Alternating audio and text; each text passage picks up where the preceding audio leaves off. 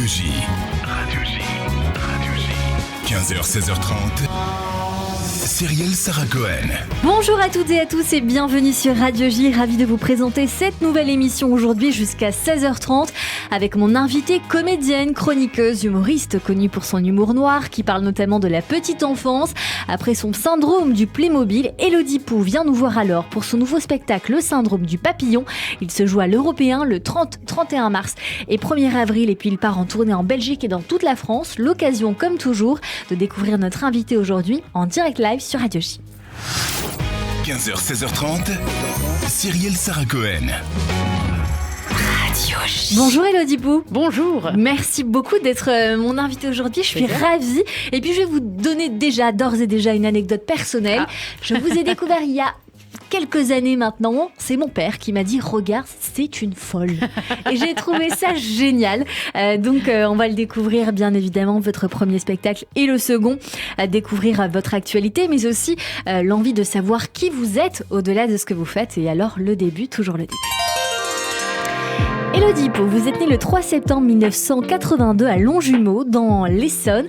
Les tympans en montée à l'envers et la timidité autistique. Vous grandissez entre deux frères hyperactifs qui tentent régulièrement de mettre fin à vos jours. Dans votre spectacle, vous dites que vous étiez 5 enfants. On veut la vérité et surtout savoir comment alors vous étiez, vous, petite Elodie Pou. Alors 5 enfants, c'est vrai. Et les 2 derniers sont nés bien après les grands. Donc on a été 3 pendant longtemps. C'est pour ça qu'il y a que les 2 plus tarés dans la bio. C'est vrai qu'ils ont tenté de vous massacrer plus d'une fois? Ah oui, ils sont complètement tarés, mes frères. C'est des vrais hyperactifs, diagnostiqués. Ils ont mis le feu à la maison. On a dormi dans le jardin plusieurs fois parce qu'ils avaient fait des cabanes. Moi, je les suivais, en fait. Et donc, vous étiez la plus jeune? Non, je suis la deuxième. La deuxième. Deuxième de 5. Babysitting gratuit. Ah bah écoutez, ça aide. Et puis, on va le voir que dans votre parcours, vous parlez beaucoup des enfants. Dans votre spectacle, de façon drôle ou grinçante, on va y venir. À l'école, et vous en parlez dans votre spectacle, vous n'étiez pas forcément la plus populaire. Ah non, pas du tout. J'étais sur la photo classe, on se disait, tiens, que fait le personnel d'entretien avec nous sur la photo? On l'a pas vue de l'année, celle-là. Non, je me fondais vraiment dans le décor. Certaines années plus que d'autres, parce que en fait, je déménageais énormément. Et donc, chaque année, j'étais la nouvelle, et chaque année, je devais dire oui, c'est moi, quand on appelait Pou, ce qui donnait lieu à de nombreuses blagues. Mais non, j'étais pas du tout la personne populaire. Et j'aime le dire sur scène parce que j'aime que les gosses qui sont dans la salle et qui entendent ça se disent « Ah, c'est pas parce qu'on est le plus cool de la classe qu'on fait quelque chose après derrière ». Et c'est souvent le contraire d'ailleurs. Et souvent le contraire. Souvent les enfants les plus effacés finalement finissent sur le devant de la scène. Parce qu'ils prennent des notes. Exactement, ils prennent des notes et puis peut-être aussi une envie de réussite tardive et puis peut-être aussi que quand on est au fond de la classe, c'est qu'on a des choses à l'intérieur qu'on ne veut pas forcément dévoiler tout de suite. Dans quel contexte familial vous avez grandi, puisque vous dites que vous avez beaucoup déménagé? Oui. Comment ça se fait? La bougeotte. La bougeotte de vos parents? Des métiers où il fallait non, pas aller... du tout. Pas du tout, une envie. Et des envies très subites. C'est-à-dire qu'on pouvait rentrer un soir et ils nous disaient, on s'en va, quoi. On s'en va, mais genre Nice-Nantes, quoi. Vraiment, on s'en va à l'autre bout de la France. Alors, quand on est parent, c'est très intéressant parce que l'envie de voir du pays, mais quand on est jeune, est-ce que ça, c'est pas un peu compliqué à un moment donné, le manque de stabilisation? Plus on est petit, plus c'est facile. Et en plus, quand t'es petit, tu crois que tout le monde fait ça, donc il n'y avait pas de souci. Mais après, collège, fin primaire, collège, on commence à avoir vraiment des potes. Et c'est vrai que, moi, par exemple, dans ma vie, j'ai pas d'amis d'enfance. Parce que je partais. Vous n'avez pas pu stabiliser. J'ai rien stabilisé du tout, mais ça apporte quelque chose. C'est-à-dire que plus tard, lycée, tout ça, quand je parlais avec des gens qui n'ont jamais bougé de leur ville natale, je voyais bien qu'il y avait un décalage d'ouverture à la vie, aux autres, à des façons de penser ou de parler différentes. Et donc, je regrette pas du tout d'avoir grandi en faisant ça. Et alors, quel parcours scolaire vous avez eu du coup, Elodie? Parce que ça, je ne le sais pas. Vous êtes, bien sûr, on va le voir, vous avez connu la fête assez tard, à 22 ans. Première fête sur Baby One More Time. Alors ça, bien sûr, on le découvre dans votre spectacle. Vous allez devenir animatrice périscolaire dans la région de Nantes et pendant 12 ans. Mais quel parcours vous avez eu? J'ai eu un parcours scolaire de quelqu'un de moyen qui fait ce qu'on lui dit de faire sans trop se poser de questions. C'est-à-dire que j'ai toujours été moyenne en fait dans tout. Et puis après le lycée, j'ai passé le bac parce qu'on m'a dit qu'il fallait passer le bac. Puis après je me suis retrouvée à la fac parce qu'après le lycée il y a la fac. Mais sans vraiment aucune idée de ce que je voulais faire derrière. Fac de quoi vous avez fait? Anglais. Ok. Et Ça, en règle générale, quand on fait LEA, c'est qu'on sait pas ce qu'on veut faire. Hein. C'est vrai. Hein. C'est vrai. Il y avait plus de place en psycho. Oui, écoutez, je vous aurais accueilli, moi. Du coup, j'ai fait ça 3 mois. Et puis, 3 mois qui m'ont permis de me rendre compte que je savais pas du tout ce que je foutais là. Et puis, moi, je voulais aller bosser. Voilà, je voulais pouvoir prendre mon appart et commencer la vraie vie. Et voilà, les boulots les plus accessibles sans vraiment de diplôme important, c'est l'animation. Hein. Bizarrement, pas besoin de grand-chose pour travailler avec des petits-enfants. Écoutez, c'est ce que j'allais vous demander, Élodie Pou, parce que finalement, je me suis demandé s'il n'y avait pas une petite réparation dans cette histoire. Vous qui n'étiez pas la plus populaire à l'école, est-ce que finalement, c'était pas venir réparer en se faisant aimer de ces petits-enfants qui n'avaient pas été si tendres avec vous petites? Non, personne n'a été vraiment méchant avec moi à l'école. C'est juste que je ne correspondais pas aux autres. J'évoluais vraiment sur une ligne parallèle aux autres gamins, mais j'ai pas souffert de harcèlement ou de trucs comme ça. En tout cas, les rares fois où c'est arrivé, je suis pas restée suffisamment longtemps dans l'établissement pour que ça s'installe. Non, j'ai réparé des choses en faisant particulièrement gaffe dans mes groupes d'enfants, celui qui était tout seul dans son coin, essayer de l'intégrer, et aussi à éviter que certains adultes, parce qu'ils ont un petit pouvoir, s'acharnent sur certains gamins aussi. Voilà, j'ai été souvent la seule à dire stop à certaines. Donc j'ai réparé ce côté-là, mais oui, j'ai toujours été quelqu'un qui faisait. J'ai toujours eu dans mes groupes d'enfants à moi, quand ils avaient le choix, ceux dont personne voulait. Voilà. Ouais. Celui qui pue, celui qui parle pas, celui qui est chelou, celui qui est relou, ils venaient souvent vers moi. Et on va voir à quel point vous allez vous en amuser. En 2009, alors, vous allez vous inscrire à un atelier d'art du conte et expression corporelle. Ça réveille en vous des capacités humoristiques. Je pense qu'il y a déjà une bonne base. Évidemment, vous avez grandi avec des frères un peu foufous, donc évidemment, ça aide. Mais c'est la révélation pour vous. Oui, je me suis inscrite au début, c'était art du conte. Et moi, je pensais que c'était pour apprendre à mieux raconter les histoires aux enfants. Et moi, les gamins, je faisais souvent ça avec. C'est-à-dire que je lisais pas forcément des livres, mais j'inventais au fur et à mesure. Et quand je suis arrivée à l'atelier, j'ai vu que c'était un cours de théâtre. Donc en fait, je me suis barrée avant que ça commence, parce que j'avais essayé le théâtre au lycée et que j'avais détesté ça.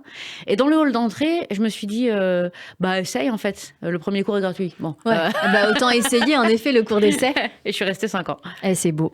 3 ans plus tard, on vous fait remarquer finalement que ces contes deviennent de plus en plus drôles parce que vous avez cette fibre. Alors, vous allez vous former pendant 1 an à la compagnie du Café Théâtre, en plus, je crois, de cette formation-là que vous aviez au centre culturel situé à Nantes, si je dis pas de bêtises, vous pouvez me rattraper, qui propose parallèlement à des spectacles, des cours de théâtre et de chant. C'est une formation très rapide qui vous permet de trouver votre style. Oui, je suis restée 1 année seulement parce qu'en fait, j'avais déjà fait 5 ans d'expression corporelle et les exercices, je finissais par les connaître finalement. Et à la fin de la première année, donc moi j'avais décidé de pas reprendre et de plutôt faire en fait, c'est-à-dire m'inscrire dans des concours, des cafés-théâtres, des trucs comme ça. Et le premier concours d'ailleurs, on m'y a inscrit sans m'en aviser, donc je me suis retrouvée à concourir et j'ai pas gagné, mais j'ai été plutôt loin pour quelqu'un qui débutait. On va voir que quand même vous allez en gagner des distinctions. 33 prix en 23 festivals d'humour, c'est quand même assez beau. Mais avant d'en arriver là, 1 an plus tard, en 2013, naît votre premier spectacle. Le syndrome du Playmobil qui a évolué, j'imagine, au fur et à mesure du temps, au théâtre Sans Nom à Nantes. Vous souvenez, j'ai envie de vous demander, est-ce que vous vous souvenez de cette première fois sur scène, parce que c'était le 27 novembre 2013 précisément? En fait, il y a eu 2 premières fois. Moi, je commençais à avoir, tous les mercredis, je testais 5 minutes, 10 minutes. Donc, je commençais à avoir une petite heure et quart. Mais avec des sketchs qui n'ont rien à voir les uns avec les autres. Il n'y avait pas de fil rouge, il n'y avait pas d'intro, il n'y avait rien. Et un jour, j'ai une collègue de maternelle, parce que je bossais encore en maternelle, qui me dit, mince, à l'école de mon fils, on devait faire une soirée pour récolter des dons pour envoyer les gamins en classe verte, et ça devait être karaoké, et le matériel du gars a pris l'eau dans un hangar. Donc on n'a pas de show à offrir aux gens. Alors j'ai dit, tout trouvé. Moi, si tu veux, je peux jouer à ce spectacle. Génial. Et donc j'ai fait mon propre show avec une intro, une fin, j'ai essayé de relier les sketchs. Et donc ça, pour moi, c'était la première fois que j'ai joué pendant 1 heure et quart, chose que j'avais jamais fait. Et ça a super bien marché, tout le monde était ravi. Et ensuite, j'ai gagné un concours concours qui me donnait le droit à une résidence, c'est-à-dire on me prêtait un théâtre pendant 3 jours, nourri, logé, blanchi, avec de la technique et tout. Et un des profs de la compagnie Café Théâtre à Nantes m'a dit, je viens avec toi si tu veux, et je deviens ton metteur en scène. Et là, on a créé véritablement le syndrome du Playmobil, avec un fil rouge, avec un lien entre les sketchs, et que j'ai joué ce soir-là. Et j'en garde un souvenir incroyable de début du reste de ma vie, tout simplement. Et à chaque fois que je retourne jouer dans ce théâtre, et je suis retournée souvent, je sens l'odeur et j'ai une bouffée d'adrénaline de ce soir-là, parce que c'est l'équivalent de sauter en parachute, en fait. C'est-à-dire qu'à partir du moment où ça commence, on ne peut pas avoir de trou, personne ne viendra nous aider, on ne peut pas dire « Ah non, mince, fallait que je dise ça ».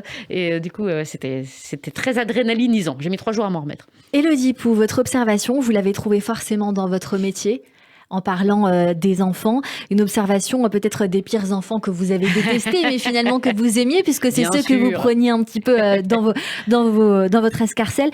Il y en a une précisément, en tout cas, que vous avez beaucoup détesté raconter ou adoré raconter, après le petit Clitis, parce que sa mère adorait Clint Eastwood, la petite Kimberley de 4 ans, sketch mythique, on écoute. Ou avec cette petite fille de 4 ans qui, comme toutes les petites filles de 4 ans, disait toujours « Je suis une princesse.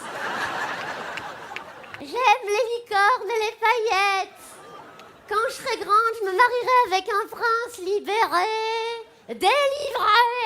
délivré. » Alors moi, je lui disais, mais non, mais t'es pas une princesse, Kimberley. Une princesse à 4 ans, ça pèse pas 67 kilos. Ah bah j'ai regardé tous les Walt Disney et j'ai jamais vu un truc pareil. Elle était gracieuse comme une boîte de thon. Tous les cheveux gras, de l'eczéma. T'aurais dit une otarie qui a chopé la myxomatose. En plus, moi je pense que les parents devraient pas laisser des enfants en surpoids porter des leggings. Tu vois, surtout des leggings à imprimer zèbre ou léopard. Le résultat final est une insulte au règne animal. Je lui disais, mais mets des leggings avec des écailles, ça fera ton sur ton. T'es pas une princesse, Kimberley. Quand tu seras grande, tu te marieras avec un guignol en jogging qui fait du tuning sur sa R12.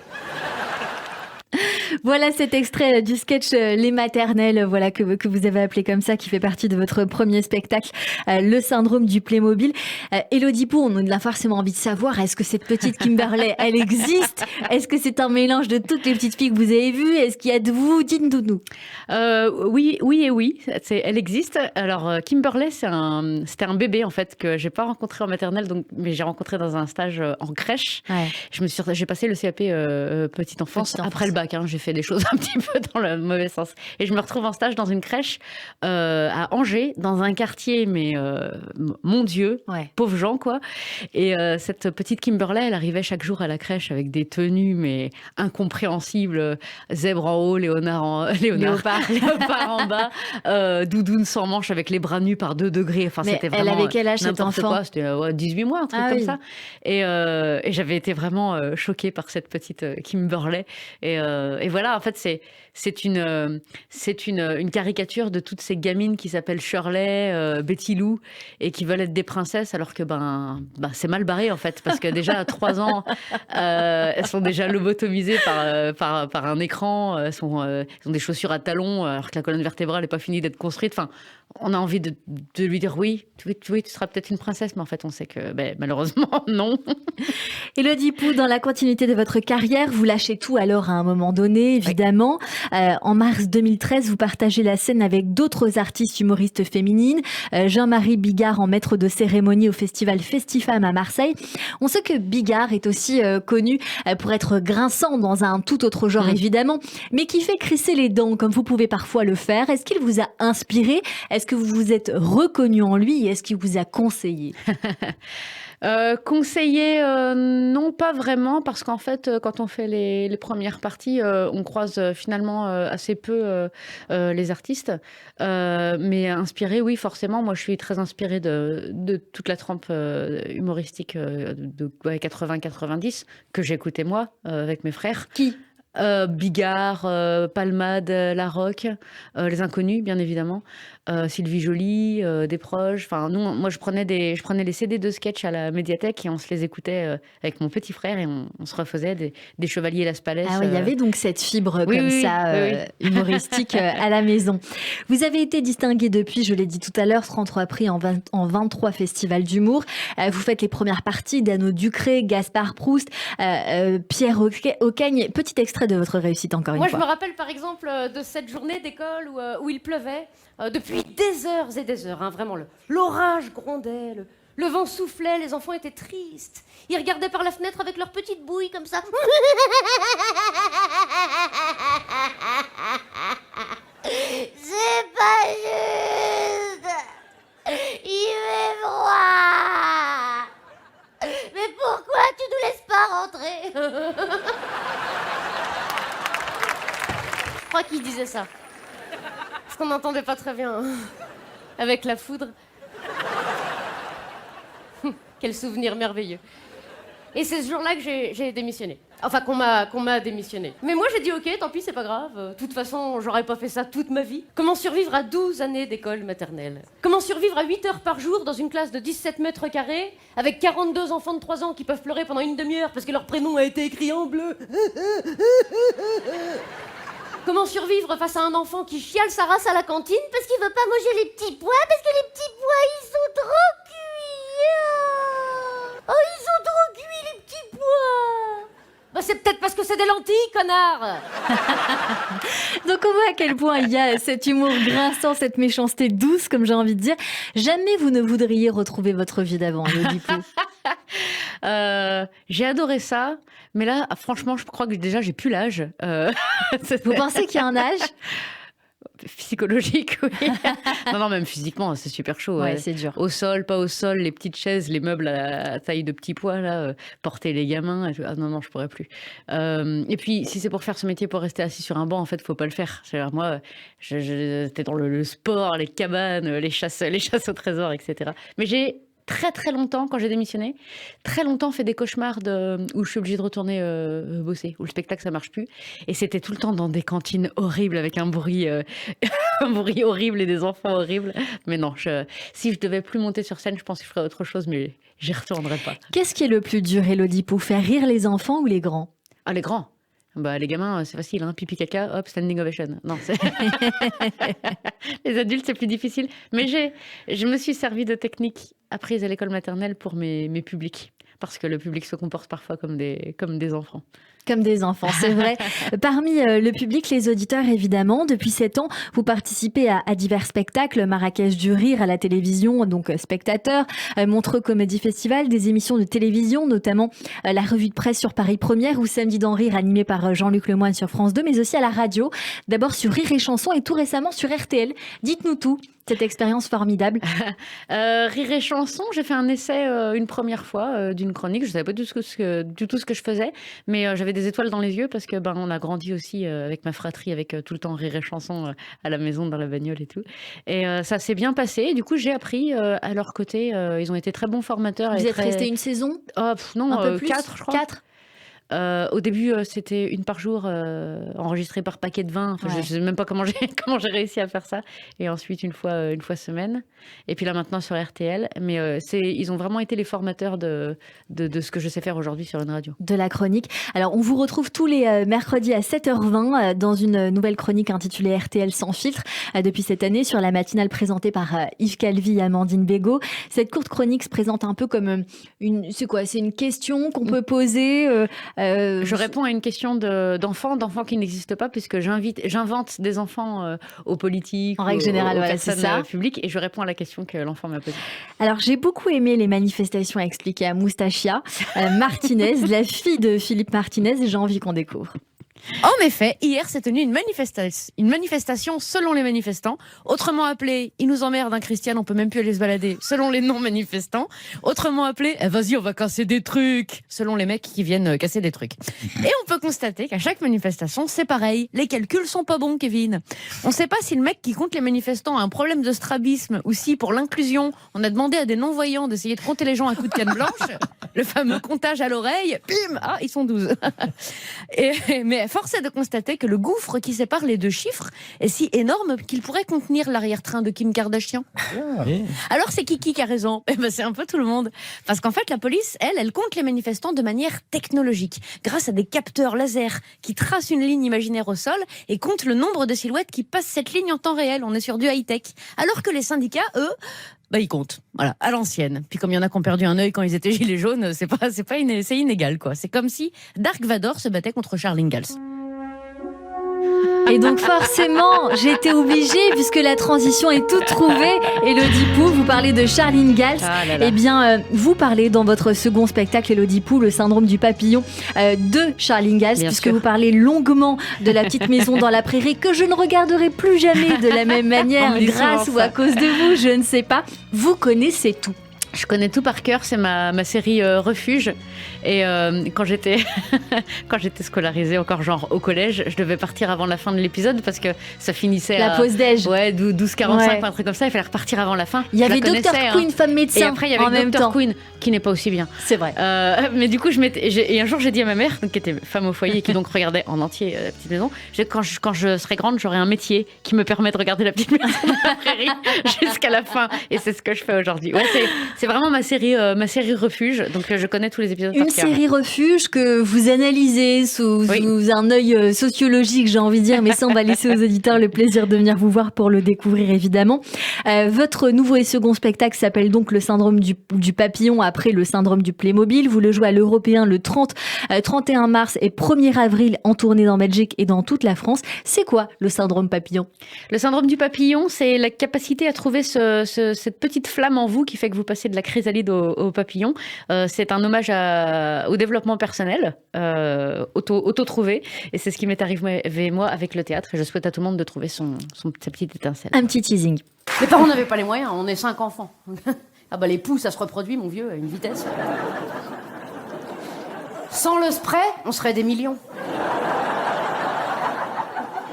12 dans le village, au niveau des mariages, tu fais comme Thomas Pesquet, t'essayes toutes les combinaisons. Excusez-moi, est-ce que vous êtes bien la personne à laquelle je pense? Qu'est-ce que vous faites, Colombe? Non, il faut plus leur enlever les manteaux aux enfants, Alors attendez, parce que cette journée me fatigue déjà. Il faut laisser l'enfant quitter de lui-même le vêtement venu de l'extérieur afin qu'il s'engage dans son entrée en groupe classe. Ceux qui n'arrivent pas, ils crèvent de chaud. Ah, ils crèvent de chaud s'il le faut, mais moi je me retape pas une réunion avec l'inspecteur d'académie, là. Cette espèce de gros encore un beau dessin. Je me décoiffe, je me débraille, et quand on me demande si je suis fatiguée, je réponds... Oh, si tu savais comme je suis fatiguée. Alors qu'en fait, j'ai trop la patate.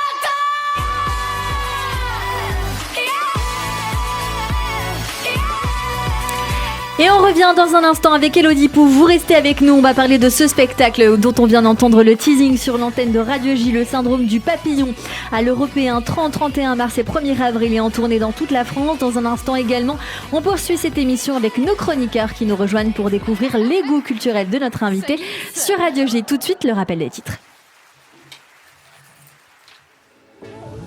Radio J. Vous écoutez Radio J à Paris sur 94.8 et sur radioj.fr. Radio J. 15h, 16h30. Cyrielle Sarah Cohen. Radio J.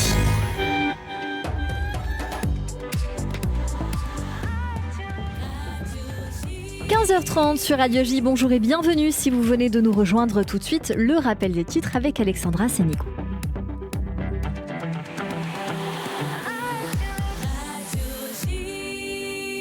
Rebonjour Alexandra. Rebonjour Cyrielle, à la une de l'actualité en Israël, les chefs de l'opposition critiquent le compromis proposé par le député Simcha Rothman hier. Il propose notamment de revoir le protocole de nomination des juges en atténuant le pouvoir de la coalition. Une proposition fustigée par le chef de l'opposition Yair Lapid pour qui le pouvoir de l'exécutif sur la nomination des juges est encore trop puissant. Oreshkar, 32 ans, victime de l'attentat terroriste de Tel Aviv, a finalement succombé à ses blessures. Il est décédé 11 jours après avoir été grièvement blessé dans la fusillade sur la rue Dizengoff de Tel Aviv au début du mois. L'actualité en France, journée cruciale pour le gouvernement, la réforme des retraites avant l'examen des motions de censure cet après-midi à l'Assemblée nationale. Mais le gouvernement a peu de chances d'être renversé. Il faudrait qu'une trentaine de députés des Républicains se décident à voter en faveur d'une motion de censure. Pour l'instant, il serait moins d'une dizaine à l'envisager. La guerre en Ukraine, Xi Jinping est arrivé en Russie pour 3 jours. Une première visite officielle du président chinois dans le pays depuis le début de l'invasion en Ukraine. Pékin parle d'un voyage pour la paix. Et merci beaucoup Alexandra Sénigo. On vous retrouve à 16h pour le journal complet. Tout de suite une courte pause et c'est la suite de notre émission avec mon invité Elodie Pou sur Radio J. Radio J. Radio J, le 6-9, Ilana Ferradian. Bonjour Evital. Bonjour. Bokertov, shalom Ilana. On vous retrouve tous les matins à 6h47. Et oui, Ken, avec Mila, le mot du jour, Mila Beyom. Un cours d'hébreu à l'Ulpan Écuge, info sur écuge.fr.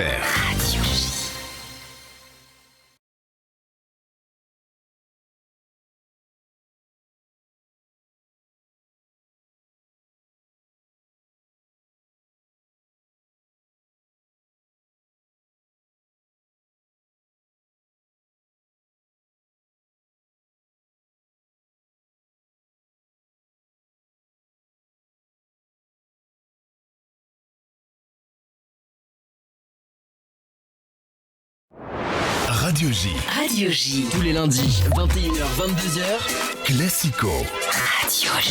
Salut, c'est Steve Nadja. Retrouvez-moi ce soir à 21h pour Classico, l'émission foot de Radio J. Soyez prêts. Coup d'envoi ce soir à 21h avec comme invité Jimmy Brown, journaliste RMC dans l'Afterfoot. Radio J. Vous écoutez Radio J. Radio J.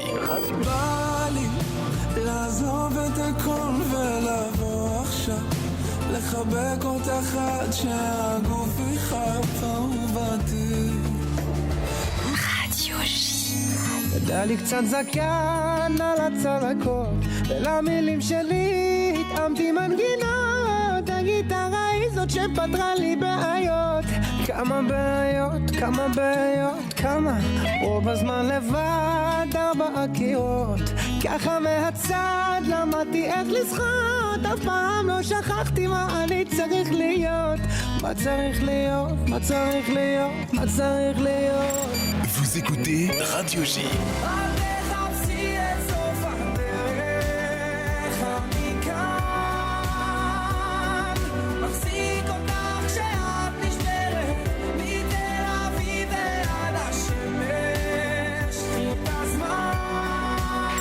Radio J.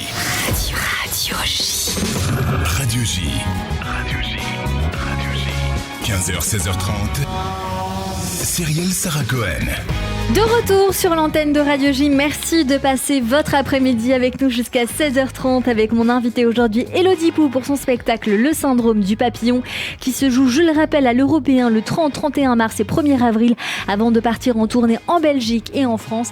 Bien sûr, juste avant la pause, on parlait de votre spectacle, nouveau spectacle Elodie Pou.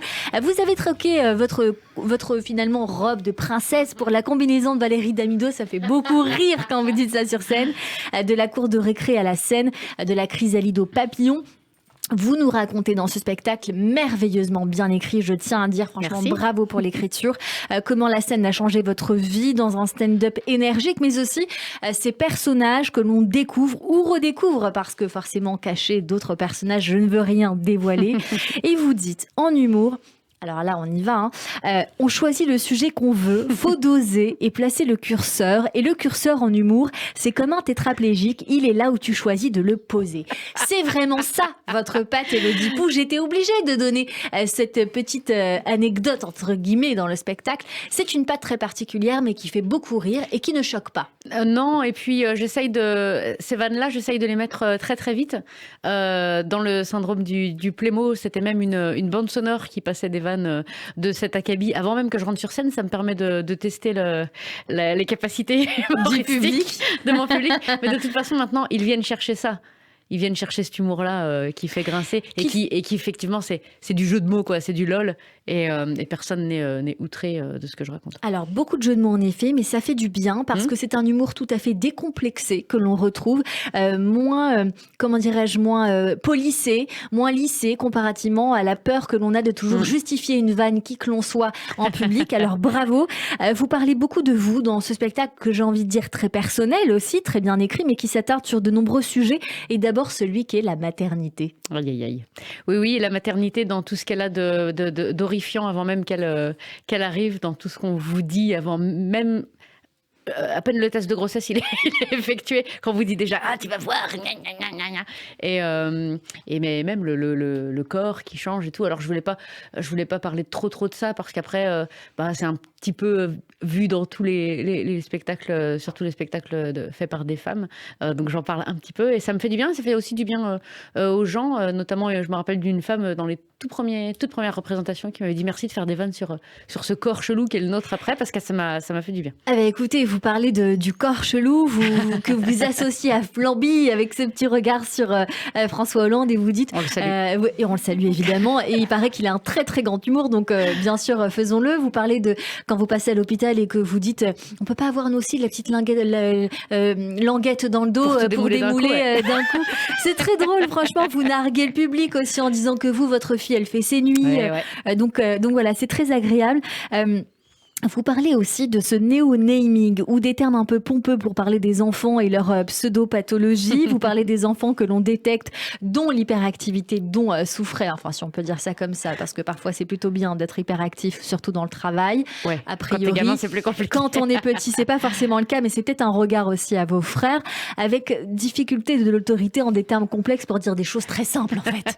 Oui, je trouve qu'on prend de plus en plus de moyens détournés pour dire des trucs tout cons, genre la perversion narcissique du conjoint, alors qu'en fait c'est juste un connard, quoi.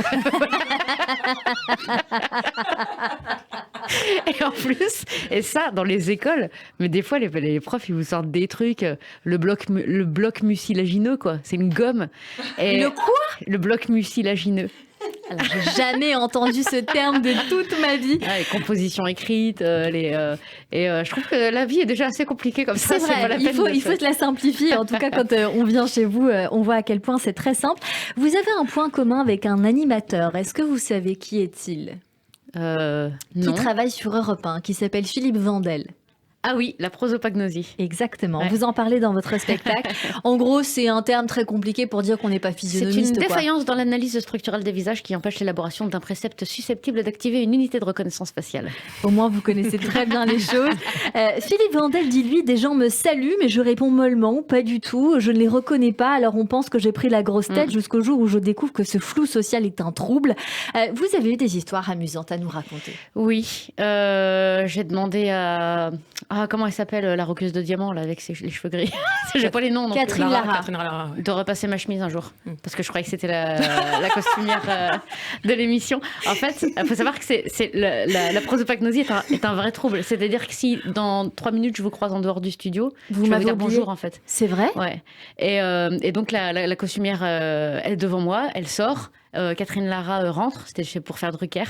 Et pour moi, c'est la même personne qui vient de rentrer et de sortir. Et donc, je lui donne ma chemise à repasser. Après, en fait, maintenant, je le dis. Et comme ça, on est tranquille. Et les gens qui me connaissent maintenant se représentent quand ils me voient. Et ça évite beaucoup d'embêtements. Mais des gens qui... C'est dur à croire, en fait, pour les gens. Parce que c'est tellement bizarre. Et en plus, dans ce métier, qui est basé sur la reconnaissance. C'est vrai. Faut que je la mette dans le spectacle. Ouais, c'est pas mal. Oui. Et ben, les gens croient tout de suite qu'en fait, vous en avez rien à péter des autres. Alors qu'en fait, non, c'est juste que je ne reconnais pas les visages des gens. Puis j'ai pas les prénoms non plus. Je me rappelle pas des prénoms. Donc pour moi, les gens s'appellent cheveux rouges, boucle d'oreille chelou ou sympa et godasse. Voilà, c'est comme ça que c'est hyper drôle. Comment vous vous en êtes rendu compte, Élodie Pou? Je m'en suis rendu compte en commençant à faire ce métier. Parce qu'en fait, dans mon métier d'avant, finalement, on croise tout le temps les mêmes personnes. Donc, je savais que j'étais pas physionomiste, mais un jour, j'ai croisé une personne dans la rue que je voyais tous les jours dans le cadre de mon métier. Et au bout d'un moment, je lui ai dit, je suis désolée, je sais qu'on se connaît, mais je suis obligée de te le dire. Je sais pas qui t'es. Et elle a explosé de rire. Et ça faisait 1 an que je la croisais 5 fois par semaine. C'était qui ? C'était une nounou de gamins de l'école. Qui venait chercher les enfants. Avec qui on se faisait des vannes. Et c'était pas juste une personne qui passait, je veux dire, on se faisait tout le temps des vannes et tout. Et elle était en dehors de l'endroit dans lequel je la voyais, en dehors de son cadre. Et du coup, je l'ai pas reconnue. Et je me suis rendu compte ensuite que finalement, je reconnaissais jamais personne. Mais genre des gens avec qui je travaille depuis 10 ans. Et ça oblige à une chose, c'est d'être sympa vraiment avec tout le monde. Parce que je sais pas si la personne est une fan qui est dans la rue et qui me dit bonjour, ou quelqu'un avec qui je bosse, et des fois j'ai dit salut ma couille à Michel Drucker quand il est rentré dans la loge parce que je parle aux gens comme ça. Mais ça sert souvent mes intérêts parce que les gens, notamment très très connus, ont besoin d'avoir des discussions parfois normales avec des personnes normales qui leur parlent normalement, et ça leur fait beaucoup de bien. Mais je suppose qu'il y a des gens qui doivent croire que je suis à moitié givrée. Ce qui n'est peut-être pas totalement faux. C'est pas totalement faux. Ouais. Faut que j'aille me faire diagnostiquer le plus vite possible. Alors il y a 2 types de personnes que vous détestez visiblement, dont vous parlez dans votre spectacle. J'ai beaucoup ri. Les personnes de télé-réalité dont vous êtes persuadés que pour eux le low cost, c'est quand les vols en avion coûtent moins cher. Alors ça, franchement, je veux pas tout dire, mais voilà, j'ai beaucoup ri là-dessus. Les haters aussi sur les réseaux sociaux. Et là, j'ai l'impression que quand même vous réglez un petit compte. Grave, ça fait du bien. Mais qu'est-ce qui se passe avec les réseaux sociaux ? Comme vous disiez tout à l'heure, j'ai un humour qui peut décontenancer, mais je l'ai gardé parce que je me suis rendu compte que de toute façon, la moindre vanne, et je suis encore surprise parfois aujourd'hui, peut donner lieu à un espèce de lynchage parce que t'as osé dire que le mec il avait des baskets qui étaient blanches, quoi. Ouais. Et je me suis dit, quitte à me faire engueuler pareil, en fait je vais garder mes vannes hardcore puisque de toute façon c'est le même traitement derrière. Les réseaux sociaux, en fait, ils donnent la parole à des gens qui auraient jamais dû l'avoir. Et c'est pas, on me dit souvent les gens sont pires qu'avant et tout, mais non, en fait, c'est juste que quand Coluche il faisait une vanne qui faisait pas rire les gens, le mec il prenait sa plume, son papier et il écrivait une lettre. Et puis et voilà, alors que là ça donne le même droit de parole à un scientifique qui a fait 40 années d'études qu'à Martine qui fait pas vacciner ses mômes parce qu'il y a du plomb et de la 5G dans les vaccins, donc forcément voilà. Et c'est aussi dangereux parce que c'est beaucoup plus intrusif finalement dans nos vies, où on peut nous contacter tout à fait directement avec un téléphone, surtout si on est un peu alerte sur les réseaux sociaux. Et bien sûr, j'aime beaucoup votre rapport à la notoriété qui finalement a un lien avec les réseaux sociaux, parce que vous en parlez de façon tout à fait libre en disant qu'il y a cette notoriété relative, en tout cas que vous avez vécu à un moment donné. Vous gardez, aujourd'hui vous êtes sur le devant de la scène, que ce soit à la télévision, que ce soit sur scène, c'est le cas de le dire, ou encore à la radio. Et vous restez tranquille dans vos bottes, aussi peut-être parce que je crois que c'est l'ADN des gens qui ont connu la notoriété après avoir eu une vraie vie, si je puis dire, avant. Exactement. Ça m'est souvent arrivé d'être dans un groupe de potes humoristes qui étaient au fond de leur vie parce que l'interview, elle était à 9h et qu'en plus, il y en avait une deuxième à 15h en pleine digestion. Et t'as envie de leur dire, mais quand tu t'es levé pendant 12 ans à 6h30 du matin pour gagner 1000 balles, ouais, tu es content de la faire ton interview. Et cette notoriété est venue tard, mais lentement aussi. C'est-à-dire que j'ai pas une carrière où le lundi j'étais pas connue. À la Ines Reich, par exemple, je sais pas comment elle a vécu ça, la pauvre. Mais c'est venu lentement, donc j'ai appris à vivre avec, et ma famille aussi. Et c'est pas plus mal parce que vous prenez, quand c'est lent, finalement, on prend le temps de peaufiner les choses, de bien les faire, de les écrire, de les réécrire, et puis je donnerai pas mon avis sur tout. Une recommandation dans ce spectacle: écoutez un artiste qui joue Born to be Alive à la flûte à bec. Un petit mot pour cette personne, puisque moi j'aime beaucoup faire découvrir les talents. Si j'avais eu le courage, je serais allée à République pour aller chercher cette personne, pour la faire découvrir en coup de cœur dans cette émission. Mais un petit mot quand même sur cette personne qui, j'imagine, a beaucoup touché votre cœur parce que vous en parlez beaucoup dans ce spectacle. Oui, parce que j'ai joué à République, moi, souvent, qui est aussi un lieu très important dans la ville de Paris, c'est-à-dire que c'est le lieu de tous les rassemblements. Et aujourd'hui, en ce moment même, c'est en train de se passer. Et il y a un mec qui a pas de bras, une jambe et qui a qu'un œil, et il joue Born to be Alive à la flûte à bec, et il sait jouer que ça. Donc ça veut dire de 8h30 le matin, parce qu'il se lève tôt lui aussi, jusqu'au soir, il joue Born to be Alive à la flûte à bec, et je trouve cette œuvre magistrale, et il faut aller voir cette personne. Et c'est entre 16h et 18h tous les jours, donc à République. Merci beaucoup Élodie Bou, on a découvert votre univers de fond en comble, si je puis dire, sur l'antenne de Radio J, mais pas tout à fait, puisque dans cette partie d'émission, on découvre toute la culture du moment ou d'avant, mais selon vos goûts. et mes acclamations, mon enthousiasme. Viva notre bienfaiteur. Olé, olé.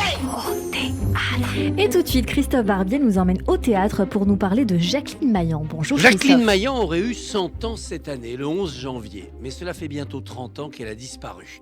Votre invité, Cyrielle, a été marqué par cette comédienne hors pair, à la présence irrésistible et à la capacité d'improvisation incroyable. Jacqueline Maillan, dans les mémoires, c'est la cantatrice, chef de famille de Papy fait de la résistance au cinéma. Mais au théâtre, c'est d'abord la dévoreuse de Marie de Croque-Monsieur, de Marcel Mitois. Nous sommes en 64 et à plus de 40 ans, voilà la Maillan, vedette de Paris, créée au théâtre Saint-Georges. Croque-Monsieur est donnée 1700 fois. Auparavant, Maillan s'est fait remarquer avec la troupe des Branquignoles et dans quelques films, dont Pouic Pouic avec Louis de Funès. Louis de Funès dont on fait d'elle le pendant féminin. La facture a marqué votre invité, bien qu'elle soit née après la création au théâtre Édouard VII de cette pièce de Françoise Dorin, Vive les captations télévisées. Noël est une reine des cosmétiques et de la beauté qui travaille pour les plus grandes stars. Soudain, elle est persuadée que sa réussite trouvera un jour son châtiment, qu'elle devra payer la facture pour tant de bonheur. Alors, elle organise son propre malheur pour échapper à cette punition et commence par se brouiller avec son meilleur ami. Jacqueline Maillan aussi a payé cher son triomphe et sa popularité. L'âge, la dépression, l'alcool ont rongé l'énergie de cette comédienne hors norme qui s'est toujours comportée au théâtre comme si elle était sur une scène de music-hall. Abattage comique, sens de l'inné et parfois aussi un peu de cabotinage. D'un sourire, d'un frisottis de regard, Maillan mettait le public dans sa poche, tout comme elle taclait d'un mot bien lâché ou d'un geste mâle les autres personnages. Sous les paillettes, sous les plumes du boa, la souffrance était là, notamment liée à une homosexualité inassouvie, mal vécue. Les dernières années de Jacqueline Maillan sont éclairées par la rencontre avec Pierre Palmade. Et oui, Pierre Palmade qui écrit pour elle son dernier triomphe, Pièce montée. On sait aujourd'hui le destin brisé de Palmade, quel écho à la vie de Jacqueline Maillan. J'ai vu Jacqueline Maillan trop tard, pantelante, erratique, essoufflée, s'en mêlant dans les scènes et mettant les pieds dans les trous de mémoire, autant que dans ceux du décor. C'était en 1990, dans La cuisse du Stewart, une pièce de Jean-Michel Ribes, à l'intrigue un peu lourde. Pour survivre après un crash, on dévore les cadavres congelés. Mais 2 ans plus tôt, la Maillan avait épaté Paris en interprétant Le Retour au désert de Bernard-Marie Coltès, aux côtés de Michel Piccoli. Elle, la star permanentée du boulevard, l'une des égéries au théâtre ce soir, était aussi capable de porter l'écriture sombre et satirique du plus novateur des auteurs de la fin du XXe siècle. Merci beaucoup Christophe Barbier. Et puis c'est l'occasion de vous demander, Élodie Pou, qu'est-ce que vous aimez dans l'œuvre de Jacqueline Maillan?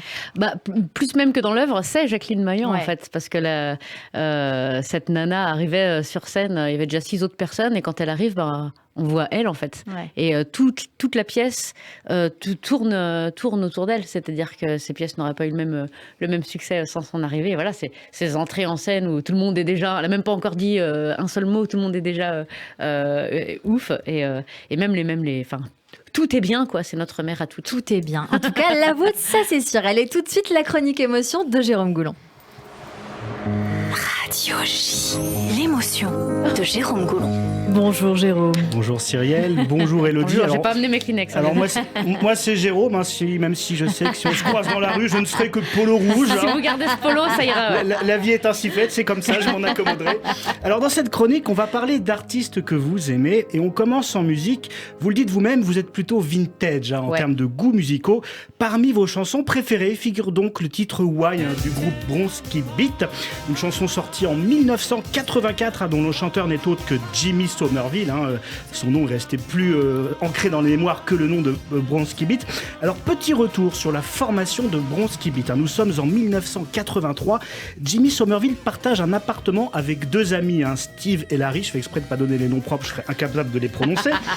Et les 3 hommes décident de former un groupe avec une idée bien précise en tête, celle de mêler la musique avec des revendications politiques et en particulier la liberté liberté sexuelle. On rappelle qu'on est au début des années 80. Jimmy et sa bande trouvent que les chanteurs homosexuels de l'époque ne défendent pas assez la cause homosexuelle et ils veulent changer ça.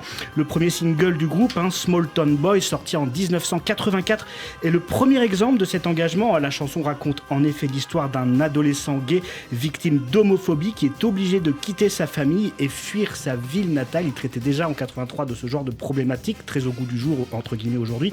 Et puis le single suivant, Why, est aussi dans le même esprit. La chanson dénonce en effet les violences homophobes et elle est dédiée à Drew Griffiths, un artiste gay assassiné à Londres en 1984 et dont le meurtre n'a jamais été résolu encore aujourd'hui. On rappelle qu'en 84, alors qu'il n'a que 37 ans, Drew Griffiths, acteur connu pour défendre les droits des homosexuels, est poignardé à mort dans un appartement lors d'une attaque homophobe. 39 ans après les faits, on ne sait toujours pas qui a tué Drew Griffiths. Ce dernier n'avait pas de famille et ce sont des amis à lui qui ont demandé à ce que l'enquête soit réouverte, sans succès malheureusement, un cold case qui restera probablement à jamais non élucidé. Alors forcément, quand on connaît cette histoire, on écoute la chanson Why un petit peu différemment. Ça c'est certain. On poursuit avec une autre chanson qui fait partie de vos préférées, Elodie Pou. Elle est signée Adèle. Ah oui. Oui, il s'agit de Hometown Échauffement Glory. vocal de ouf avant d'aller jouer. Une chanson sortie donc en 2008 sur le premier album d'Adèle. C'est la toute première chanson écrite par Adèle et cette chanson, elle est aussi chargée d'histoire et d'émotion. Un flashback né en 1988 dans un quartier populaire d'une banlieue de Londres, à Tottenham. Adèle est élevée seule par sa mère après que son père ait quitté le domicile familial alors qu'elle n'a que 3 ans.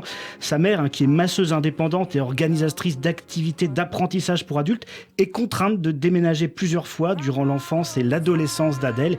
Et puis en 2004, alors qu'Adèle a 16 ans, sa mère tente de la persuader de quitter sa ville natale et là c'est comme une sorte de déclic. En manque de repères, dévastée à l'idée de devoir quitter sa ville, Adèle écrit alors sa première chanson, Hometown Glory, qu'on écoute et qui figure donc dans votre playlist. Et elle écrit les paroles en une dizaine de minutes seulement. Elle était tellement chargée d'émotions en elle-même qu'elle a couché cette chanson en 10 minutes. Bon, je n'ai pas vérifié, mais c'est en tout cas la version officielle. Le titre sort donc 3 ans plus tard sur son premier album, 19, comme son âge à l'époque. Étrangement, il ne figure dans aucun hit parade, ce titre, et c'est finalement un nombre de téléchargements extrêmement élevé lors de la sortie de l'album qui fait que cette chanson devient un véritable hit et propulse littéralement la carrière d'Adèle. Alors pour la petite anecdote, une fois Adèle devenue riche et célèbre, son papa, qui l'avait abandonnée alors qu'elle n'avait que 3 ans, a essayé de reprendre contact, justifiant son abandon par l'alcool. Il lui a dit qu'il ne voulait pas qu'elle le voie dans l'état dans lequel il était. C'est ce qu'il lui a répondu. Enfin, c'est ce qu'il lui a dit. Et Adèle n'a pas été très réceptive à cet appel, disant publiquement, lors notamment d'une cérémonie, qu'elle avait rayé son père de sa vie et que c'était trop facile de revenir quand tout allait bien. Et puis la réconciliation n'aura donc jamais lieu, puisque le papa d'Adèle est mort en mai 2021 des suites d'un cancer sans jamais avoir pu se réconcilier avec sa fille. Ça, c'est quand même triste. C'est peut-être qu'elle aura le regret plus tard, je sais pas. Personne n'est dans la tête d'Adèle, c'est compliqué. On va terminer votre top 3 musical avec un groupe qui nous vient encore une fois d'Angleterre, Jérôme. Oui, l'une de vos chansons préférées, Elodie Pou, c'est en effet Everybody Wants to Rule the World, des Tears for Fears. Quel accent incroyable. On n'est pas des experts de l'anglais dans cette émission. Donc un tube planétaire sorti en 1985 sur l'album Songs of the Big Chair. Cette chanson, elle a contribué à faire des Tears for Fears un groupe de renommée mondiale avec Shout évidemment, l'autre tube de ce groupe. Et pourtant, comme c'est souvent le cas avec les plus grands succès musicaux, on le voit souvent dans cette chronique, cette chanson, elle a bien failli ne jamais voir le jour. Un flashback, nous sommes en 1984 et Tears for Fears enregistre son 2e album studio. Le groupe achève cet album qui est donc prêt à être livré à la maison de disques. Et lors d'une des dernières séances studio où ils font quelques arrangements finaux, Roland Orzabal, le chanteur du groupe, joue 2 accords simples sur sa guitare acoustique pour passer le temps. Au début, il ne pense pas du tout travailler dessus. Et puis au dernier moment, il y a encore un déclic dans sa tête. Il se dit qu'il y a quelque chose à faire avec ces 2 accords. Il travaille donc sur ce titre qui est terminé en 1 semaine. C'est assez rapide, le mixage compris. Cette chanson qui musicalement est la plus simple de l'album est donc au final la dernière à être enregistrée et aussi l'une des 2 chansons les plus populaires du groupe, ayant contribué à faire exploser les Tears for Fears.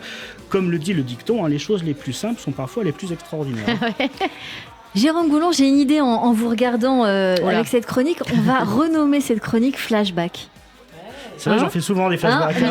J'aime beaucoup vous entendre dire flashback. Et je crois qu'on va la renommer. Je le dis trop, c'est ça, non? Non, je trouve ça génial justement parce que ça nous permet de repartir en arrière et c'est ce qu'on va y réfléchir pour l'année prochaine. Toujours le début et c'est vrai que.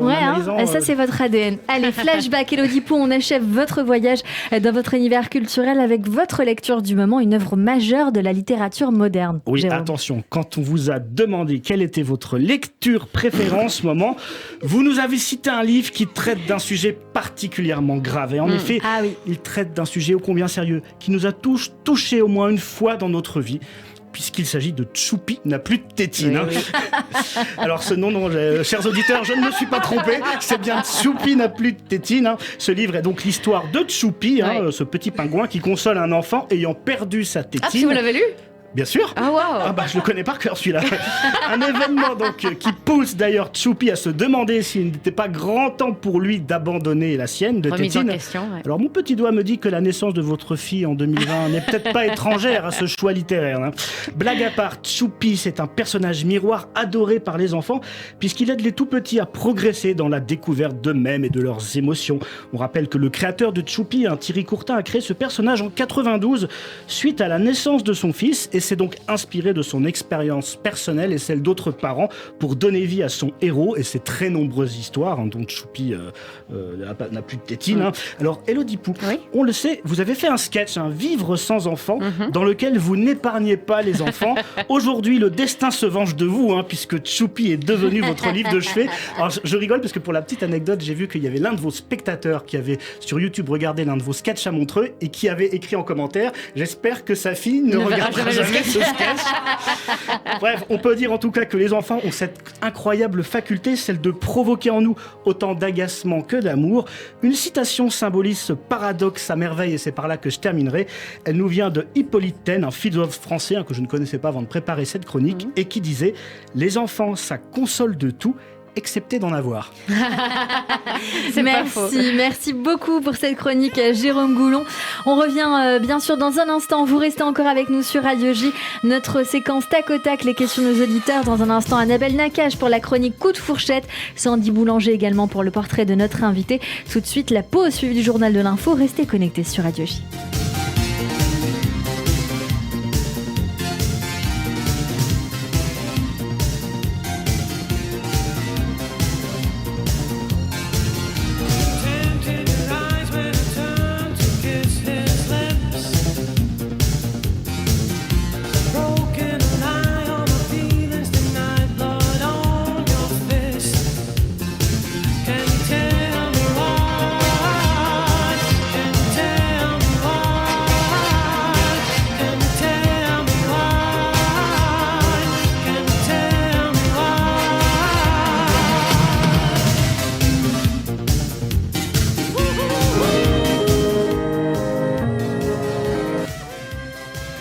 Radio J. 15h, 16h30, Cyrielle Sarah Cohen.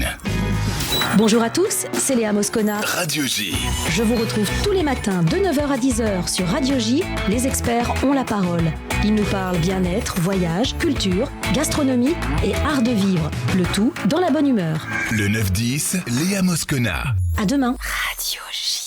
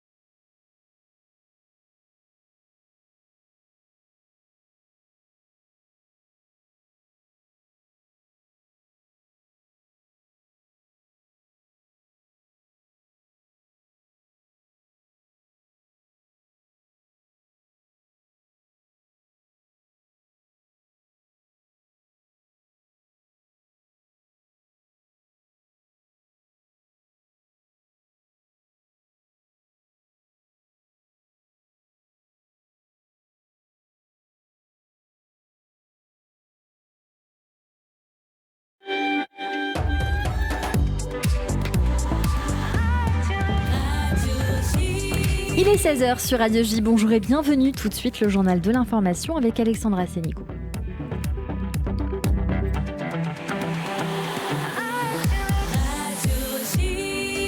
Bonjour Alexandra. Bonjour Cyrielle. À la une de l'actualité en Israël, les chefs de l'opposition critiquent la nouvelle proposition de réforme judiciaire de la coalition.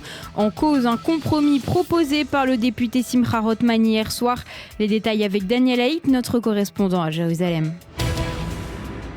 Durant la réunion des dirigeants de la coalition gouvernementale, Simcha Rothman, le président de la commission parlementaire des lois, a présenté un compromis unilatéral autour de la principale clause de la réforme judiciaire, celle de la commission de nomination des juges. Sans rentrer dans les détails, le gouvernement actuel pourra nommer 2 juges conservateurs de son choix à la Cour suprême après le départ à la retraite en octobre prochain d'Esther Hayout, la présidente de la Chambre, et de la juge baronne. Mais ensuite, toute nomination supplémentaire devra obtenir l'aval du président de la Cour suprême. La proposition ne se rapporte pas aux juges des plus basses instances de la justice et elle ne mentionne aucun changement concernant la désignation des futurs présidents de la Cour suprême. Daniel Haïk, notre correspondant à Jérusalem. Le chef de l'opposition Yair Lapid a de son côté qualifié la nouvelle proposition de cadre pour une prise de contrôle politique hostile du système judiciaire. Ce sont les mots qu'il a employés. À noter que le gouvernement prévoit d'adopter le projet de loi sur la nomination des juges avant les fêtes de Pessah. C'est dans ce contexte d'inquiétude à propos de la réforme que le Premier ministre israélien Benjamin Netanyahou et le président américain Joe Biden se sont entretenus lors d'un appel téléphonique hier soir. 30 minutes durant lesquelles les 2 dirigeants ont évoqué la réforme judiciaire promue par le gouvernement. Benjamin Netanyahou a promis à Joe Biden qu'Israël restera une démocratie forte et dynamique. Pendant ce temps, le ministre des Finances Bezalel Smotrich s'est rendu à Paris ce week-end pour un hommage au militant sioniste Jacques Kupfer. Lors d'une prise de parole, il a affirmé qu'il n'y a pas de peuple palestinien. Le ministre d'extrême droite qui a notamment comparé l'histoire juive dans la région qui remonte à des milliers d'années avec celle des Palestiniens d'aujourd'hui dont l'histoire, je cite, était absente selon lui. Au chapitre sécuritaire, Israël renforce ses effectifs à l'approche du Ramadan qui commence jeudi. Les autorités craignent un requin de violence comme à chaque fois à cette période, d'autant que cette année le Ramadan coïncide avec Pessah et la Pâque chrétienne. La vigilance sera notamment accrue autour du mont du Temple dans la vieille ville de Jérusalem. Les autorités redoutent des affrontements entre la police israélienne et des émeutiers palestiniens. Par ailleurs, Or Eshkar, 32 ans, victime de l'attentat terroriste de Tel Aviv, a finalement succombé à ses blessures. Le jeune homme est décédé 11 jours après avoir été grièvement blessé dans la fusillade de rue Dizengoff au début du mois. Un mot de l'actualité en France, journée cruciale pour le gouvernement à la réforme des retraites avec l'examen des motions de censure qui débutent en ce moment à l'Assemblée nationale. Mais le gouvernement a peu de chances d'être renversé par une motion de censure. Il faudrait qu'une trentaine de députés des Républicains se décident à voter en faveur d'une motion. Pour l'instant, il serait moins d'une dizaine à l'envisager. Le député Les Républicains Pierre-Henri Dumont a lui déjà fait son choix. Je voterai la motion de censure déposée par le groupe Liot à l'Assemblée nationale pour une raison qui est très simple. On est dans une nouvelle utilisation du 49.3 qui est un vote non pas pour renverser le gouvernement, mais un vote pour ou contre la réforme des retraites. Étant contre la réforme des retraites, je voterai la motion de censure. Pourquoi ? Pour donner une porte de sortie au gouvernement. On ne peut pas rester pendant 4 ans à nouveau avec une impossibilité de gouverner. Le député LR Pierre-Henri Dumont sur BFM TV. Dans le reste de l'actualité, le journaliste Olivier Dubois, otage au Sahel depuis 2021, a été libéré. Le journaliste qui travaille pour Libération, Le Point et Jeune Afrique avait été enlevé par un groupe islamiste armé qu'il cherchait à interviewer au Mali. Il devrait arriver dans la nuit sur le sol français à l'aéroport de Villa-Coublay. On termine ce journal avec un mot de la guerre en Ukraine. Xi Jinping est arrivé en Russie pour 3 jours. Une première visite officielle du président chinois dans le pays depuis l'invasion en Ukraine. Pékin parle d'un voyage pour la paix et a d'ailleurs appelé la Cour pénale internationale à éviter le 2 poids 2 mesures suite au mandat d'arrêt lancé contre Vladimir Poutine. Le président russe est accusé par la Cour de crimes de guerre pour déportation illégale d'enfants ukrainiens. Merci beaucoup Alexandra Sénigon, on vous retrouve demain à partir de 14h en attendant une petite pause et puis on poursuit notre émission avec mon invité Elodie Pou sur Radio J. Radio J. Radio J. Bonjour. Le 6-9, Ilana Ferradian. Retrouvez-moi tous les matins avec mes chroniqueurs et mes invités. de 6h à 9h. Au menu, politique en Israël, politique en France, mais aussi culture, société, santé, judaïsme, histoire. C'est tous les matins de 6h à 9h sur Radio J.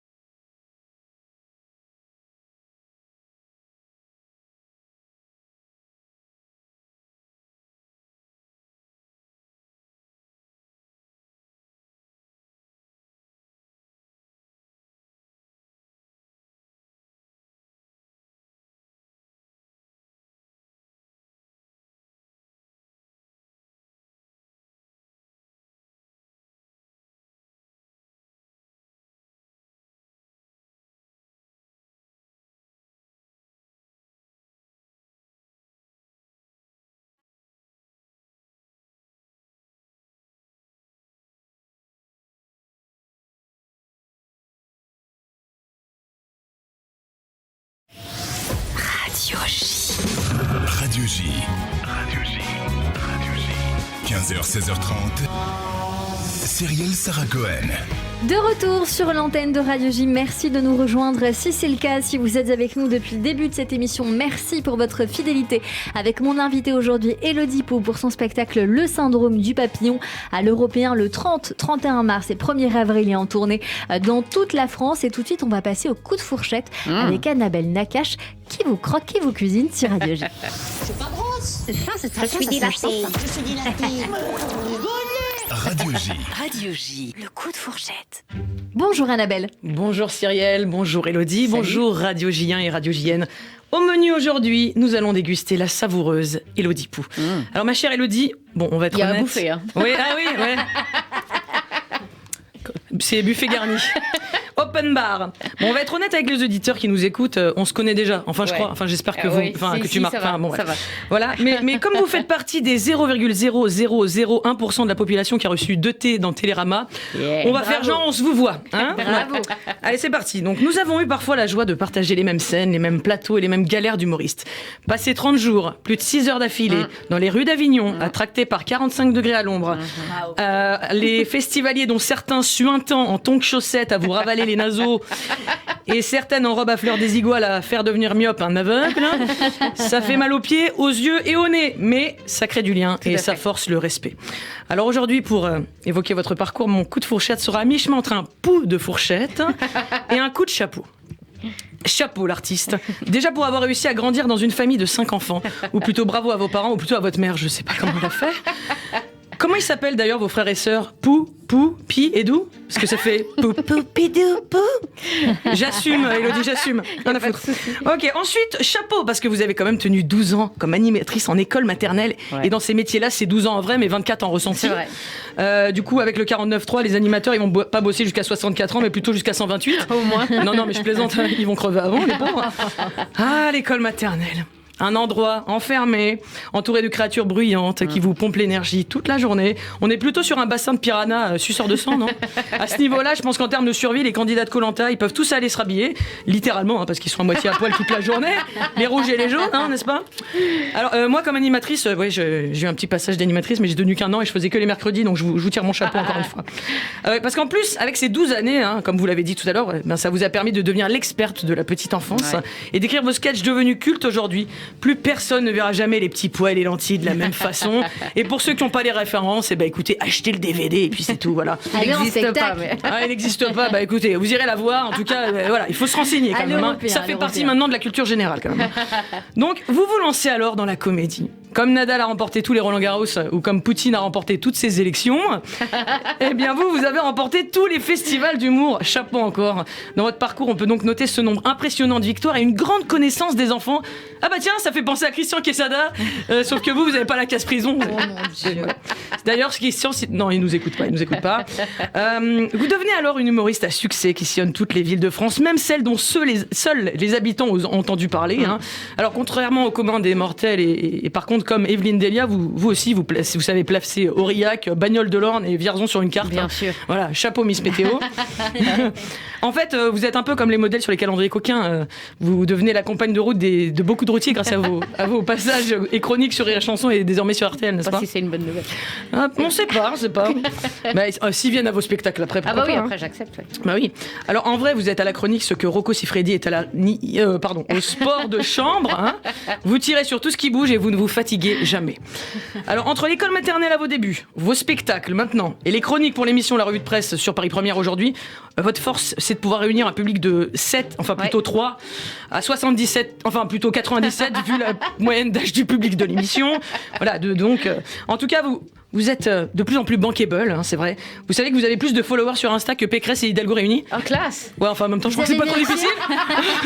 Voilà. Bref, pour revenir à ce coup de fourchette, quand même, entrons dans le vif du sujet. Votre plat préféré est un plat tout simple, régressif, gourmand et enfantin. Le poulet rôti avec des frites. Je suis pas étonné. Dans poulet, y a pou. Voilà. Eh bien, c'est un plat qui vous ressemble, car c'est un plat autour duquel on a plaisir à se retrouver, qui nous détend et qu'on regarde les yeux pleins d'envie et de malice. C'était mon plat préféré aussi quand j'étais enfant. Yes. Et comme vous l'avez raconté dans le spectacle, le syndrome du Playmobil, au fond, vous avez toujours gardé votre âme d'enfant, n'est-ce pas? Et avec maintenant ce nouveau spectacle, le syndrome du papillon, on découvre que vous êtes derrière cette clown. Oui, je vais le mettre au féminin. La clown, voilà. Clown. Bah oui, pourquoi pas. Donc derrière cette clown, eh bien, se cache derrière cette clown joviale, piquante, qui a l'œil malicieux, la vanne efficace et le rire communicatif. D'ailleurs, j'adore votre rire, Élodie. Je crois que vous êtes l'humoriste qui a le meilleur rire de la planète. Eh bien, se cache une âme sensible, une beauté du cœur et une générosité pour décrire la vie et diffuser le rire. Du coup, on ne pourra jamais dire de vous que vous avez le syndrome de l'imposteur, je pense, n'est-ce pas? Et n'en déplaise aux haters, d'ailleurs, que vous atomisez avec grand talent. Oh, oui. Mais par contre, je pense que vous avez bel et bien le syndrome de la poux. Qu'est-ce que c'est? Alors, la poux, c'est celle qui s'accroche, qui résiste, qui s'adapte à son milieu et qui ne fait que grandir, qui pond et qui fait grandir ses petits, qui se partage de tête en tête jusqu'à ce que tout le monde en parle et qui existera toujours à travers les âges. Alors, la poux est une fripouille pourvue du pouvoir de nous faire pouffer de rire. Alors, épousez votre destin, Élodie, et poursuivez vos rêves à 100% en nous époustouflant à sa poursuite, pourvu que ça dure. Voilà. Merci beaucoup Annabelle Nakache pour cette chronique. On vous retrouve bien sûr sur annabelle.show. Vous préparez votre nouveau One Woman Show. Vous vous produisez actuellement dans toute la France, dans vos comédies Amour, Action ou Vérité, et J'en ai plein le couple. Et J'en ai plein les gosses aussi, puisque ça vous parle. Et voilà. Que vous jouez, que vous avez coécrit avec votre partenaire de scène Rudy Mayuta la semaine prochaine sur Radio J. Radio J. 15h, 16h30, Cyrielle Sarah Cohen. Et tout de suite, on va passer à la séquence tac au tac avec vous, si vous le voulez bien. Élodie Pou, 10 questions, 10 réponses courtes en 2-3 mots. Et ça ira très bien. C'est parti.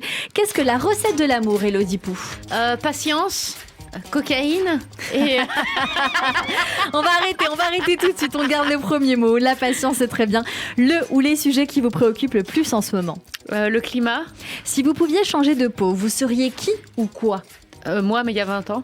Si vous pouviez nous donner le plus beau compliment qu'on puisse vous faire, lequel serait-il?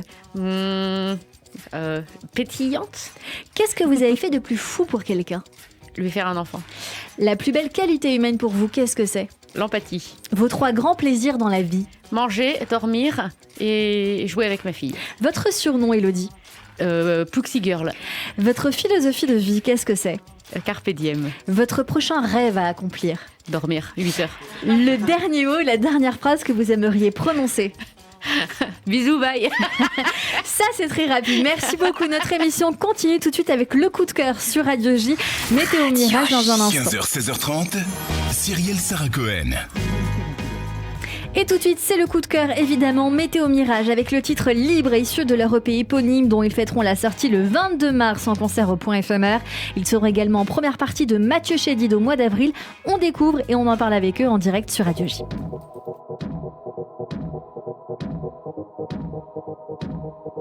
Avant toi j'étais seul, tu as compté pour moi en un instant. Avant toi j'avais peur, j'aurais jamais pu faire ce que je fais maintenant. On a les mêmes rêves, la même sève, pourtant on est si différents. Je sais pas si ça durera toujours. Avec toi je me sens libre. Je vais pas te faire de longs discours, mais t'as changé ma vie.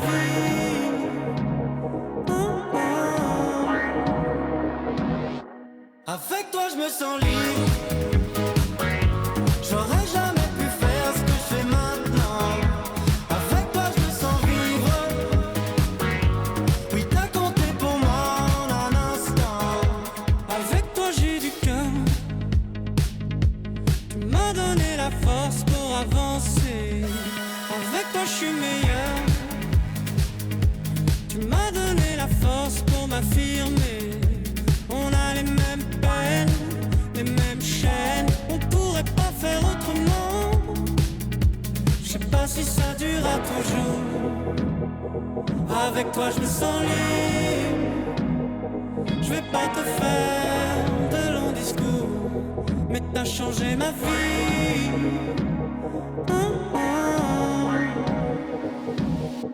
Avec toi je me sens libre. J'aurais jamais pu faire ce que je fais maintenant. Avec toi je me sens vivre. Oui, t'as compté pour moi en un instant. Et vous êtes en train de découvrir Météo Mirage avec le titre Libre sur l'antenne de Radio J. J'ai envie de vous dire bonjour Alexis et Max. Bonjour. Bonjour. Merci beaucoup d'être mes invités aujourd'hui. C'est un plaisir de vous accueillir en coup de cœur. On continue d'écouter ce titre Libre sur l'antenne de Radio J pendant que nous parlons. Vous êtes les deux leaders et chanteurs, bien sûr, du groupe. D'habitude, vous êtes 5 barbus ou presque, d'après ce que j'ai pu voir sur les photos. Pas totalement barbus, évidemment. Vous êtes amis depuis l'adolescence, en tout cas tous les deux, il me semble. C'est ça, tout à fait. Comment vous êtes rencontrés ? Il avait un beau bracelet de force et moi des chaussures de skate. Et tout de suite, il y a eu les dossiers, quoi. Tout de suite, il y a eu un coup de foudre. On vient du 77, tous les deux en Seine-et-Marne. Et c'est autour de la musique et de ces errements vestimentaires qu'on s'est découverts. Que vous vous êtes découverts et que vous êtes plus quittés. Comment la musique est arrivée à vous ? C'est une manière assez différente. Moi j'avais commencé la musique très très jeune, quand j'avais 4 ans ou 5 ans je crois. J'ai fait du piano et après de fil en aiguille, après j'ai fait de la basse. Et c'est comme ça qu'est venu me parler Max, parce qu'il avait entendu que justement que je faisais de la basse et il cherchait à monter un groupe de rock. Il faut savoir qu'un bassiste dans le 77 c'est quelque chose de très rare. Et moi c'est plus par AC/DC. J'écoutais du rap et un jour j'ai vu un film où il y avait AC/DC dedans. Et j'ai jeté tous mes CD de rap et j'ai écouté AC/DC pendant 2 ans, le même CD en boucle tous les jours. Et donc ça a été c'est de là que tout est né. On est en train d'écouter cette chanson Libre. On va écouter Pas de prix sur l'antenne de Radio J. Mais d'abord, de quoi parle cette chanson Libre et qu'est-ce que vous avez voulu dévoiler dans ce nouvel EP Libre qui est sorti il y a 3 jours, si je dis pas de bêtises. La couleur, le message dedans. Par rapport à Libre, et par rapport à l'EP, c'est qu'il y a un fil conducteur, ça parle des relations, que ce soit les relations amoureuses, les relations amicales, etc. Mais tout ce qui nous fait en fait grandir à travers le regard de l'autre, comment est-ce que les relations évoluent, et c'est ça qu'on a voulu dire à travers ce disque. Oui, bien sûr, Max, allez-y, je vous écoute. Et je voulais compléter que Libre, le titre qu'on est en train d'écouter, on a dû le faire un peu dans l'urgence. On devait le sortir très vite. Et c'est un peu celui qui, tu parlais de couleur tout à l'heure, de celui qui a donné la couleur, puisqu'il y avait un peu cette urgence côté viscéral, immédiat. Et c'est comme ça qu'on a ensuite fait le reste de l'EP. Et on le voit, on va écouter, j'ai envie qu'on écoute la deuxième chanson, Pas de prix, sur l'antenne de Radio J, que j'aime beaucoup, que je trouve aussi très entraînante. On écoute un petit bout et on revient.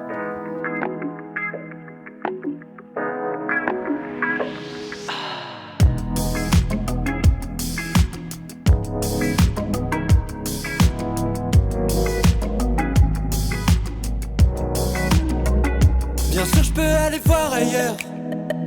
À côté, l'herbe est toujours meilleure. Toi aussi, tu le sais d'ailleurs. Je suis pas mis sous scellé ton cœur.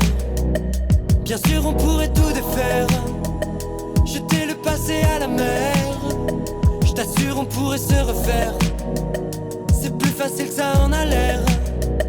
Bien sûr, on pourrait fuir nos sentiments. Mon amour, on a le choix. Bien sûr, on pourrait vivre bien autrement. Mais j'ai besoin de toi. Car les choses que l'on vit, les choses qu'on se dit, ensemble on grandit.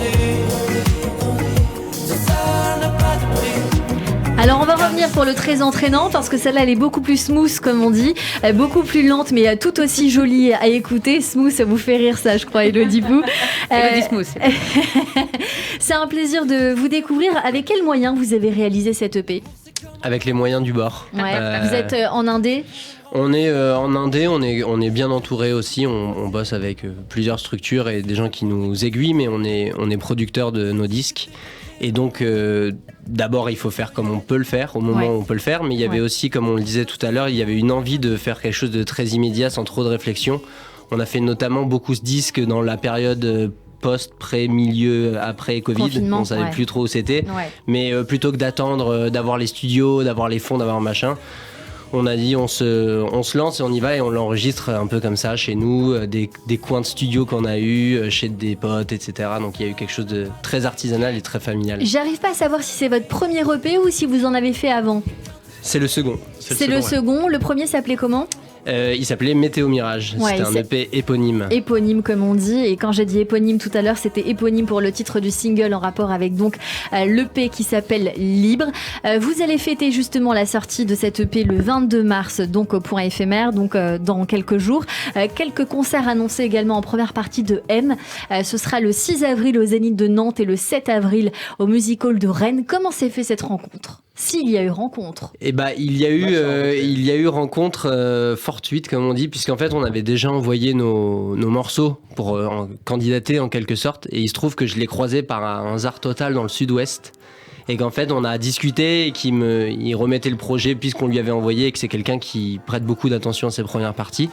Et donc, il avait écouté, il avait kiffé et du coup, c'est lui qui nous a permis de finaliser ça et de prochainement se retrouver sur scène juste avant son concert, ce qui est un grand honneur. Et je suis sûre qu'il a beaucoup aimé la chanson que nous sommes en train d'écouter qui s'appelle La Nuit, parce que c'est vrai que je vois bien M sur ce genre de musique-là, donc je comprends tout à fait qu'il y a un affect en règle générale entre les artistes et les premières parties parce que il y a des atomes crochus.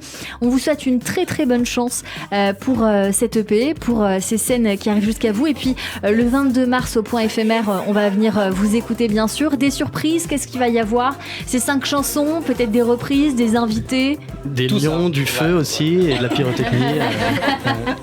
Ah là, vous nous l'avez tellement bien vendu, on va venir. Merci beaucoup Météo Mirage d'avoir été notre coup de cœur sur l'antenne de Radio J. Très sympa, merci beaucoup. Et puis je rappelle à nos auditeurs évidemment, si vous aussi voulez venir faire découvrir votre musique, votre univers, eh bien écrivez-nous sur le site officiel de Radio J ou sur notre Instagram. Tout de suite, le portrait de notre invité. Radio J. 15h, 16h30, Cyrielle Sarah Cohen. Radio J. Radio J. Le portrait psychologique. Et comme toujours, à la fin de cette émission, on a pour habitude de débriefer ces minutes passées ensemble. Elodie Pou, évidemment, on vous a fait parler, mais c'est pas pour rien, parce qu'on a tout entendu. Et c'est dans les mains de Sandy Boulanger. Bonjour Sandy. Bonjour Cyrielle, bonjour Elodie. Bonjour. Ne vous inquiétez pas, ça va être aussi fluide et délicieux que ce temps passé ensemble.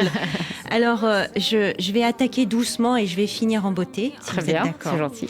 vous disiez que vous n'avez pas eu le temps d'avoir des amis d'enfance, mais par contre, vous avez eu le temps d'ouvrir votre cœur et votre vision à une vie différente. On entend derrière une grande capacité d'adaptation que vous avez, qui est propre aux femmes atypiques, nous le savons bien maintenant. Vous évoluez dans d'autres sphères, disiez-vous, que les autres enfants de votre âge, et c'était naturellement plus facile de fédérer les enfants très différents une fois que vous étiez adulte, ayant gardé cette partie enfant. En fait, j'ai envie de dire, cette partie de joie d'un enfant qui nourrit les canards, qui n'évolue jamais chez les personnes atypiques d'ailleurs, tout en gardant une candeur, mais qui n'est absolument pas de la naïveté. Hein. Il ne faut pas du tout confondre. Il y a cette partie en vous aussi d'une grande générosité. Il y a beaucoup de services donnés et rendus dans votre histoire professionnelle. On sent que vous avez un grand cœur, que vous protégez par beaucoup d'épines ironiques, laconiques et cinglantes. Et puis vous parlez beaucoup d'histoires de princesses et de leurs princes, ce qui nous amène quand même à nous demander quel genre de femme a grandi au milieu de 2 frères diaboliquement charmants. Alors vous avez une douce cruauté qui laisse voir un travail d'observation et d'association qui est redoutable, voire acharné. Vous aimiez La petite maison dans la prairie, c'était votre série Refuge. Ouais. C'est fort comme mot, un refuge. J'ai envie de vous dire, mais super Élodie, parce que vous avez visité toute la gamme émotionnelle humaine, en une saison qui n'a jamais eu de fin. Donc vous avez condensé en fait tout cet observatoire de l'humanité et de comment est-ce qu'on pouvait se comporter et ce à quoi on pouvait s'attendre. Et au milieu de tout ça quand même, vous conservez ce souhait que chacun trouve sa petite étincelle. Mais quelle humanité pour quelqu'un qui doit toujours se suradapter. Eh bien justement, j'ai envie de vous dire qu'aujourd'hui, les astuces que vous avez trouvées pour évoluer face à vos nouvelles responsabilités, que ce soit l'adolescence, le jeune adulte, l'épouse, la femme, la copine, la maman maintenant, eh bien vous nous les partagez aujourd'hui. Et ce qu'on a pu entendre, c'est que vous vous autorisez à être plus qui vous êtes. Vous nous avez dit que le public aujourd'hui, voilà, il est prêt à entendre vos blagues. Donc finalement, vous arrêtez de vous suradapter. Parce que vous vous sentez de plus en plus en sécurité, alors j'ai envie de vous dire, mais chouette, vivement votre ménopause, Élodie, qu'est-ce qu'on va rigoler? Alors Élodie, je vais terminer sur une petite note joyeuse et délicieuse comme vous. Vous êtes un chou, beaucoup mieux qu'un caillou, perspicace comme un hibou. En vrai, Élodie, vous êtes un bijou. Pudique et furieusement ouverte au monde. Vous pouvez vous autoriser à être totalement qui vous êtes dans toute votre facette, parce que quelle belle humanité. Alors bien sûr, votre vision sur le monde aujourd'hui convient bien mieux au monde actuel. Donc allez-y, lâchez-vous et faites-nous plaisir encore. Je vous dois combien? C'est gratuit. Aujourd'hui, c'est gratuit. Merci beaucoup, Sandy Boulanger, notre thérapeute que l'on retrouve tous les lundis sur l'antenne de Radio J. Radio J. 15h, 16h30, Cyrielle Sarah Cohen.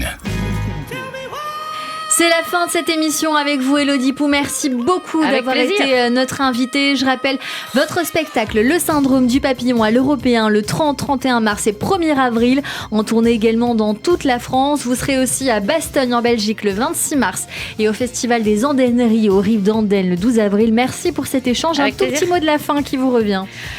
Manger du poulet rôti avec des frites en regardant la petite maison dans la frite. Merci Élodie Pou, merci beaucoup au groupe Météo Mirage d'avoir été mon coup de cœur du jour sur l'antenne de Radio J. On rappelle votre date prochainement. Le 22 mars au Point Éphémère à Paris. Et on sera là à la réalisation audio et vidéo Benjamin Arnaud aujourd'hui.